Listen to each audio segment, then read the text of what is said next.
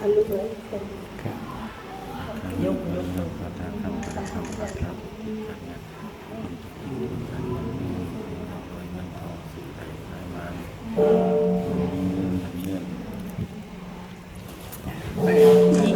เรียบร้อยประมาณนี้ครบแล้วก็ได้ว่าบ้านเรา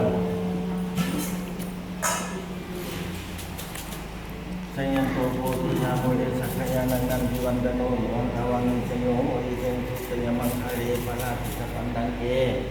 พิเศษปทาธิโกคาเรอภิเศษเดชะพุทธานังอัคขปโตปโมทัสสิสินักขจังสุมังคารังสุปาทาสัง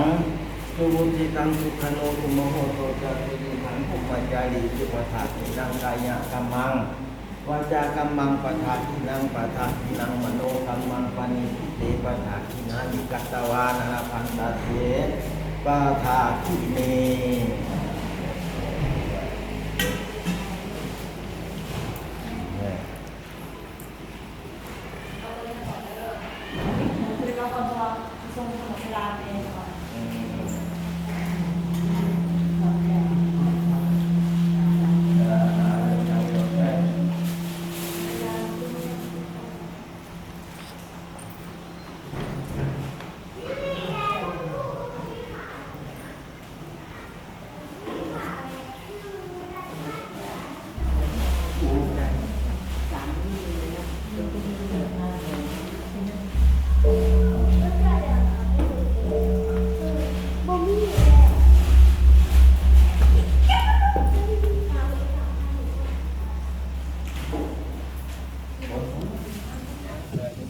เราไปแล้ว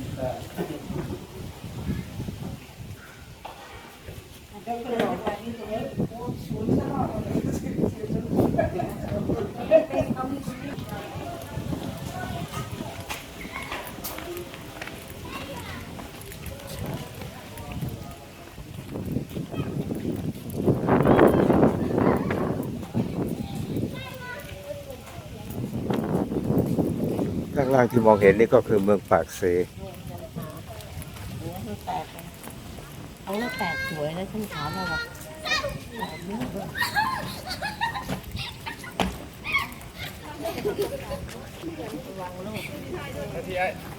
วังนะระวังลูกอย่าตกดูไว้ด้วยลูกไม่รู้ตกไป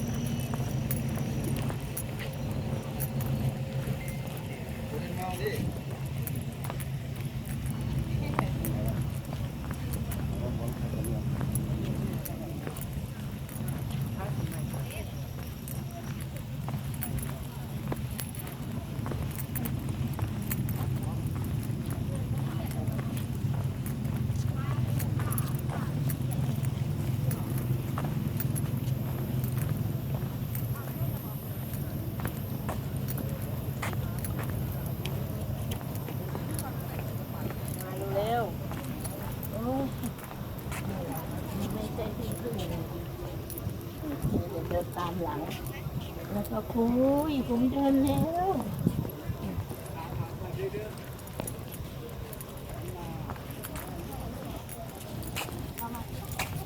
เอาลงตรงนี้ได้ มันไม่มีราวมันก็มีราวให้จับไว้เป็นราวไม่จะเดินข้างหลังไปไป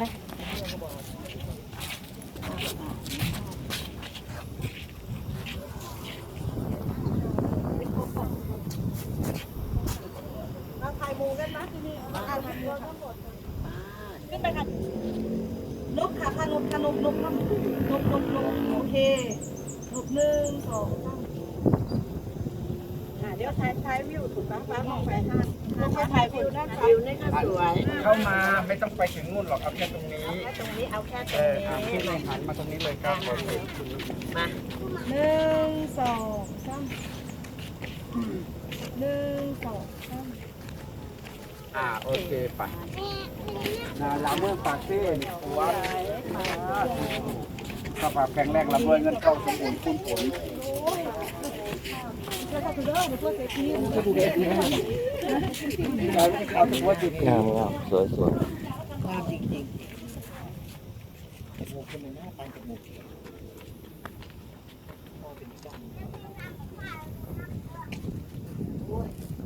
ลมดี สวยจริง สวยจริง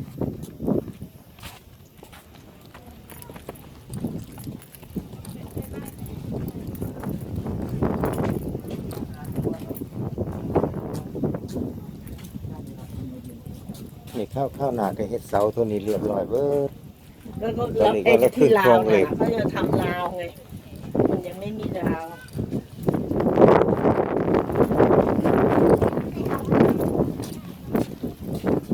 เห็น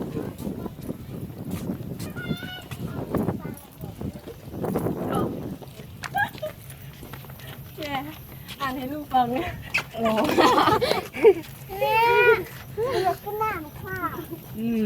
เอาละแขนมันไม่สูง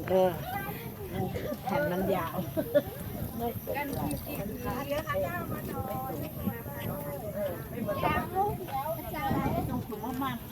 หน้ามาถ่ายรูปหน่อย